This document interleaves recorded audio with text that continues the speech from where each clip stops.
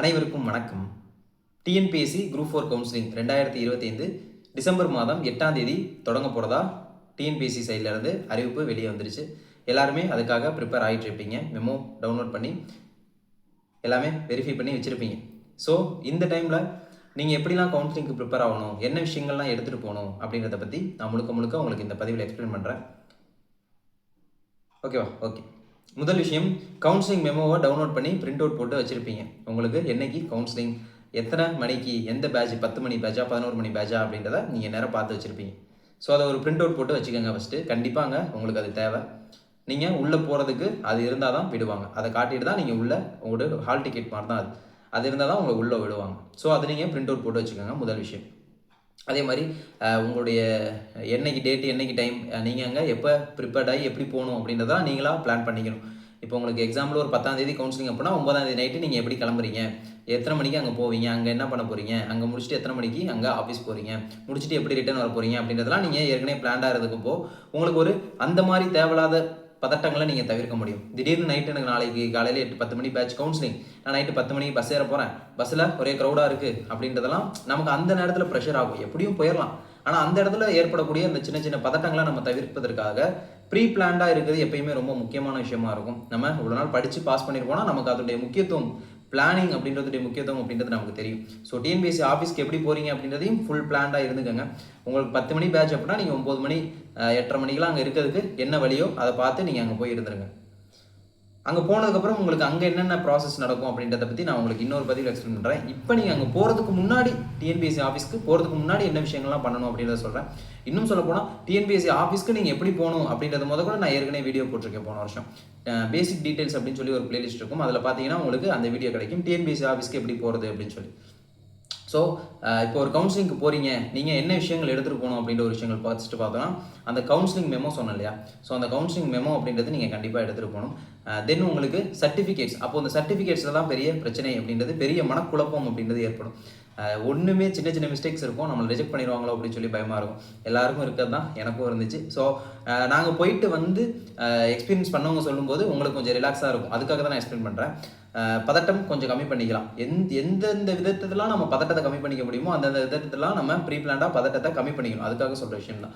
So certificates அப்படின்னு சொல்லி பார்க்குறப்போ உங்களுக்கு ஆன்ஸ்க்ரீன் சர்டிஃபிகேட் வெரிஃபிகேஷனுக்கு நீங்கள் என்னென்ன சர்டிஃபிகேட்ஸ் அப்லோட் பண்ணீங்களோ அதை மட்டும்தான் அவங்க அங்கே கேட்குறாங்க. இப்போது ஒருத்தருக்கும் ஒன்று அப்லோட் பண்ணியிருப்பீங்க, ஒருத்தருக்கும் ஒரு டேஷ்போர்டில் ஒன்று கேட்டிருக்கும். இப்போது ஒருத்தர் பிஎஸ்டிஎம் வச்சிருந்தாருன்னா அவருக்கு எக்ஸ்ட்ரா பிஎஸ்டிஎம் கேட்கும். ஒருத்தர் டைப் ரைட்டிங் வச்சிருந்தாங்க அப்படின்னா அவங்க டைப் ரைட்டிங் கேட்கும். ஒருத்தர் சிஓஏ முடிச்சிருந்தாங்கன்னா அவங்களுக்கு சிஓஏ சர்டிஃபிகேட் கேட்கும். இந்த மாதிரி நிறைய இருக்குது. உங்களுக்கு ஆன்ஸ்க்ரீன் சர்டிஃபிகேட் வெரிஃபிகேஷனில் என்னென்ன சர்டிஃபிகேட் நீங்கள் அப்லோட் பண்ணீங்களோ அந்த சர்டிஃபிகேட் ஒரிஜினல்ஸ் உங்கள் கையில் இருக்கணும். புரியுதுங்களா? இதுதான், இது மட்டும் தான் கேட்பாங்க. 10th எடுங்கன்னு கேட்பாங்க, 10th எடுப்பாங்க, பார்ப்பாங்க, வெரிஃபை பண்ணுவாங்க. கரெக்டாக இருந்துச்சுன்னா எல்லாத்தையுமே கரெக்ட் பண்ணி முடிச்சு கொடுத்துருவாங்க. இந்த மாதிரி நீங்கள் என்ன சர்டிஃபிகேட்ஸ் அப்லோட் பண்ணீங்களோ அதனுடைய ஒரிஜினல்ஸ் எல்லாமே என்ன பண்ணணும், நீங்கள் எடுத்துகிட்டு போகணும். அதில் ஏதாச்சும் சின்ன ப்ராப்ளம்ஸ் இருக்குது, எக்ஸாம்பிளுக்கு யூஜி டிகிரி சர்டிஃபிகேட்டில் ஏதோ ஒரு சின்ன ஸ்பெல்லிங் மிஸ்டேக் இருக்குது, அதை நீங்களும் பார்க்கல, ஆன்ஸ்க்ரீன் சர்டிஃபிகேட் வெரிஃபிகேஷன்லேயும் பார்க்கல, ஃபிசிக்கல் சர்டிஃபிகேட் வெரிஃபிகேஷனில் பார்க்குறாங்க அப்படின்ற பட்சத்தில் என்ன ஆகும் அப்படின்னா உங்களை ரிஜெக்ட்லாம் பண்ண மாட்டாங்க. இன்னும் 15 days உங்களுக்கு டைம் கொடுப்பாங்க. நீங்கள் போய் கவுன்சிலிங் அட்டன் பண்ணுங்கள். கவுன்சிலிங் அட்டன் பண்ணி முடிச்சுட்டு 15 நாள் உங்களுக்கு டைம் தரும். அதுக்குள்ளே இந்த ப்ராப்ளம் சரி பண்ணி நீங்கள் டாக்குமெண்ட் சப்மிட் பண்ணுங்க அப்படின்னு சொல்லி டைம் கொடுப்பாங்க. ஸோ இவ்வளோ உங்களுக்கு டைம் கொடுப்பாங்க. ஸோ எந்த பதட்டமும் தேவையில்லை. புரியுதுங்களா? ஓகே. அப்படியும் இல்லை, இப்போ நான் என்னுடைய டிகிரி சர்டிஃபிகேட் நான் அப்லோட் பண்ணியிருந்தேன், அதில் அந்த மிஸ்டேக் இருக்குது, நான் ப்ரொவிஷனல் சர்டிஃபிகேட் வச்சிருக்கேன், அதில் கரெக்டாக இருக்குது அப்படின்ற பட்சத்தில் நீங்கள் என்ன பண்ணுறீங்கன்னா, சம்டைம்ஸ் நீங்கள் அந்த ப்ரொவிஷனல் கூட நீங்கள் சப்மிட் பண்ணலாம் இல்லையா? ஸோ அப்போ அந்த சுச்சுவேஷனில் நீங்கள் என்ன பண்ணணும் அப்படின்னா உங்களுடைய ஆன்ஸ்க்ரீன் சர்டிஃபிகேட் வெரிஃபிகேஷனுக்கு நீங்கள் என்னென்ன சர்டிஃபிகேட்ஸ் அப்லோட் பண்ணீங்களோ அதனுடைய ஒரிஜினல்ஸ் எல்லாத்தையும் நீங்கள் என்ன பண்ணுங்கன்னா ஒரு ஃபைலில் வச்சுக்கோங்க. அதே போல் ஆன்ஸ்க்ரீன் சர்டிஃபிகேட் வெரிஃபிகேஷனுக்கு நீங்கள் அப்லோட் பண்ணாமல் உங்கள்கிட்ட வேறு ஒரு சில சர்டிஃபிகேட்ஸ் இருக்கும் இல்லையா, அதை நீங்கள் ஒரு ஃபைலில் வச்சுக்கோங்க. ஸோ 2 ஃபைலாக பிரித்து வச்சுக்கோங்க. இது ஒரு ஃபைலு, இது ஒரு ஃபைல் அப்படின்னு சொல்லி நீங்கள் பிரித்து வச்சுக்கோங்க. இதில் கேட்குறது இதுதான் கேட்பாங்க, இதில் இருக்கிறது மட்டும் தான் கேட்பாங்க. இதில் இருக்கிறதுல கேட்குறதுல அவங்க ஏதாச்சும் ஒரு சின்ன மிஸ்டேக் கண்டுபிடிச்சாங்க அப்படின்னா அதுக்கு ஸ்பேராக வேறு ஏதாச்சும் சர்டிஃபிகேட் வச்சுருந்தீங்க அப்படின்னா நீங்கள் என்ன பண்ணலாம், அதை எடுத்து காட்டலாம். இப்போ எக்ஸாம்பிள் சொன்ன மாதிரி இப்போ யூஜி டிகிரியில் ஏதோ ஒரு சின்ன ஸ்பெல்லிங் மிஸ்டேக் இருக்குன்னு கண்டுபிடிச்சாங்கன்னா நீங்கள் என்ன பண்ணலாம், அந்த ப்ரொவிஷனல் சர்டிஃபிகேட்டை நீங்கள் எடுத்து இந்த ஃபைலில் இருந்து எடுத்து காட்டலாம். ஸோ ரெண்டையும் நீங்கள் ஒன்றா வச்சுருக்கப்போ தேடுறதுக்கு ரொம்ப நேரம் ஆகும். ஸோ இது மட்டும் தான் உங்களுக்கு கேட்க போகிறாங்க, இது மட்டும் வச்சுக்கோங்க. ஒரு வேளை ஏதாச்சும் கேட்டாங்க அப்படின்னா நீங்கள் இதுலேருந்து எடுத்து கொடுக்கலாம். அப்படி உங்கள்கிட்ட இல்லைனாலும் அவங்க என்ன பண்ண போகிறாங்க, உங்களுக்கு 15 days டைம் அப்படின்றது கொடுக்க போகிறாங்க. ஸோ சர்டிஃபிகேட் வெரிஃபிகேஷனுக்கு நீங்கள் எடுத்துகிட்டு போக வேண்டிய விஷயங்கள் அப்படின்றது இதுதான். எக்ஸ்ட்ரா வேணும்னா நீங்கள் ஒரு தண்ணி பாட்டில் உள்ளே போய் பதட்டமாக இருக்கும் அப்படின்னால தண்ணி பாட்டில் எடுத்துகிட்டு போகலாம். இதை தவிர வேறு எதுவும் அவங்க கேட்க போகிறதில்ல. ஒரு பேனா வச்சுக்கோங்க கையில். இந்த மாதிரி விஷயங்கள், இந்த மாதிரி தான் சர்டிஃபிகேட் அப்படின்றது எடுத்துகிட்டு போகணும். இன்னும் முக்கியமாக நீங்கள் ப்ரிப்பேர்டாகி போகிறது மனதளவில் அப்படின்றது சொல்லிட்டேன் இல்லையா, பதட்டத்தை முடிந்தளவு தவிர்க்கணும். இன்னும் முக்கியமான விஷயம், அப்போ ஆன்ஸ்கிரீன் சர்டிஃபிகேட் ஒரு விஷயம் எடுத்துகிட்டு போயிட்டீங்க. அப்புறம் அங்கே கவுன்சிலிங் ஹாலில் போய் நீங்கள் உட்காந்தீங்க அப்படின்னா டிபார்ட்மெண்ட் எடுக்கிறது ரொம்ப முக்கியம். ஸோ டிபார்ட்மெண்ட்ஸ் எடுக்கிறதுக்கு நீங்கள் என்ன டிபார்ட்மெண்ட் எடுக்க போகிறீங்க அப்படின்றத ப்ரீ பிளான்டாக இருந்துக்கோங்க. நம்ம பதட்டத்தை தவிர்க்கிறதுக்கு என்ன பண்ணணும், ப்ரீ பிளான்டாக இருக்கணும் அப்படின்ற ஒரு விஷயத்தை நான் சொல்கிறது தான்.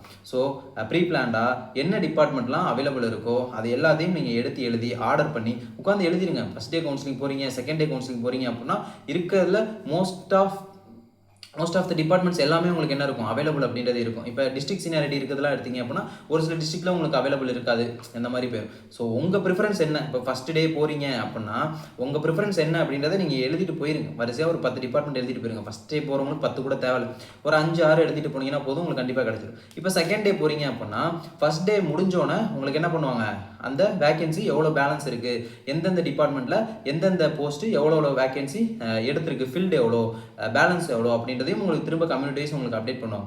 ஸோ செகண்ட் டே கவுன்சிலிங் போகிறவங்களும் இப்போயே நீங்கள் ரெடி பண்ணி வச்சுக்கோங்க. உங்களுடைய ஆர்டர் ஃபுல்லாக என்ன பண்ணிக்கோங்க, ரெடி பண்ணி வச்சுக்கோங்க. கிட்டத்தட்ட ஒரு 60 டிபார்ட்மெண்ட் இருக்குன்னு வச்சுக்கோங்க. எக்ஸாம்பிள் சொல்கிறேன், ஒரு 60 டிபார்ட்மெண்ட்டோ இருக்குது அப்படின்னா டிஸ்ட்ரிக்டும் சேர்த்து சொல்கிறேன். இப்போ அந்த எல்லாத்தையும் ஆர்டர் பண்ணி எழுதிட்டு இப்போ செகண்ட் டே போகிறவங்க என்ன பண்ணுங்கள், அதை நீங்கள் ஃபஸ்ட் டே கவுன்சிலிங் எண்ட் அப்போ அடிச்சு வச்சுட்டு பேலன்ஸ் என்ன இருக்கோ அதை நீங்கள் திரும்ப லைன் பண்ணுங்கள்.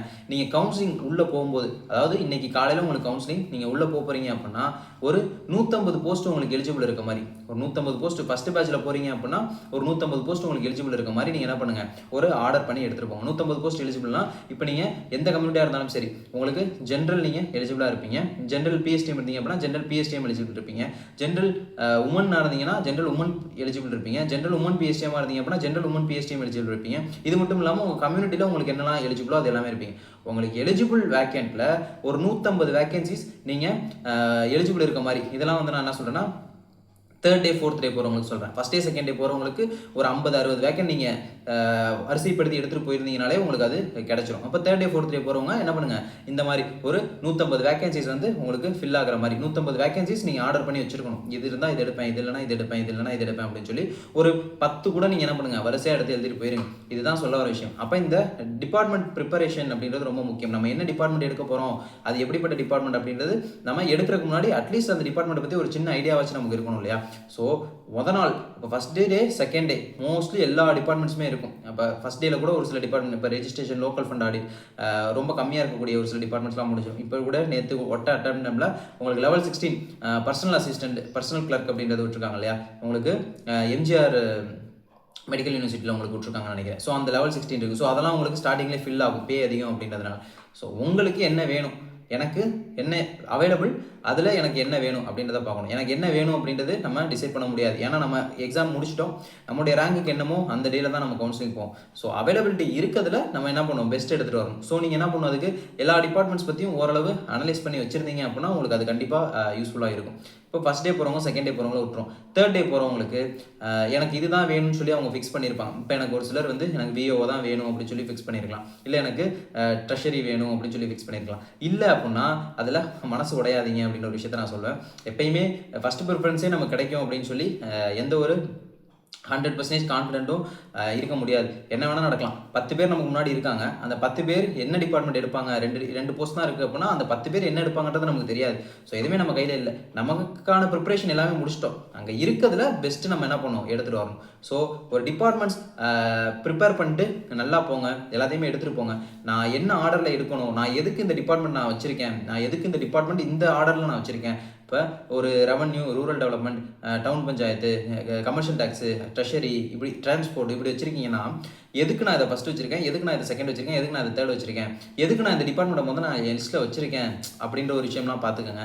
அதே மாதிரி டெக்னிக்கல், நான் டெக்னிக்கல் இருக்கு இல்லையா. ஸோ முடிஞ்சளவு நான் டெக்னிக்கல் டிபார்ட்மெண்ட்ஸ் இருக்கும். இப்போ எக்ஸாம்பிள் இந்த மாதிரி revenue, rural development, town panchayat, அறநிலைத்துறை, ட்ரெஷரி, டிரான்ஸ்போர்ட், இந்த டிபார்ட்மெண்ட்ஸ் எல்லாமே உங்களுக்கு என்ன தான், உங்களுக்கு நான் டெக்னிக்கல் போஸ்ட் தான், டிபார்ட்மெண்ட்ஸ் தான். இப்போ டெக்னிக்கல் டிபார்ட்மெண்ட்ஸ்னால் உங்களுக்கு அக்ரிகல்ச்சர் இருக்கும், ஹைவே டிபார்ட்மெண்ட்டு, எலக்ட்ரிக்கல் இன்ஸ்பெக்டரேட் இந்த மாதிரி டிபார்ட்மெண்ட்ஸ்லாம் உங்களுக்கு டெக்னிக்கல் டிபார்ட்மெண்ட்ஸ் இருக்கும். கடைசி வரைக்கும் நம்ம அவங்களுக்கு சப்போர்ட் பண்ணுற ஒரு post school education, college education இதெல்லாம் வந்து கடைசி வரைக்கும் அவங்களுக்கு சப்போர்ட் பண்ணுற வேலை தான் பண்ணணும். ஸோ இதெல்லாம் வந்து டெக்னிக்கல் டிபார்ட்மெண்ட்ஸில் இருக்கும். ஸோ முடிஞ்ச அளவு இந்த நான் டெக்னிக்கல் போஸ்ட் எடுத்தீங்க அப்படின்னா நீங்கள் அந்த ஹையர் அஃபிஷியல் ஃபியூச்சரில் ஆகலாம் அப்படின்றதெல்லாம் இருக்குது. ஸோ அந்த மாதிரி டிபார்ட்மெண்ட் ப்ரிப்பரேஷன் அப்படின்றது நல்லா பண்ணி ஒரு ப்ராப்பர் ஒரு ஐடியாவோட போங்க.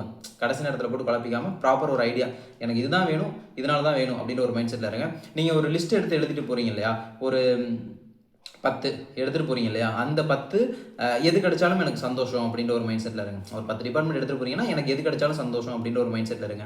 கண்டிப்பாக நீங்கள் நினச்ச டிபார்ட்மெண்ட்டே எல்லாருக்குமே கிடைக்கிறதுக்கு என்னுடைய வாழ்த்துக்கள். இதுதான் எனக்கு தெரிஞ்சு நீங்கள் ப்ரிப்பேர் ஆகி என்னென்ன விஷயங்கள் பார்க்கணும்னா நீங்கள் சர்டிஃபிகேட்ஸ் அப்படின்றது கரெக்டாக எடுத்துகிட்டு போகணும். டிபார்ட்மெண்ட்ஸ் அப்படின்றது கரெக்டாக அனலைஸ் பண்ணி கரெக்டாக ப்ரிப்பேர் பண்ணி எனக்கு ஏன் வேணும் எதுக்கு வேணும் அப்படின்ற ஒரு மைண்ட் செட்டில் இருக்கணும்.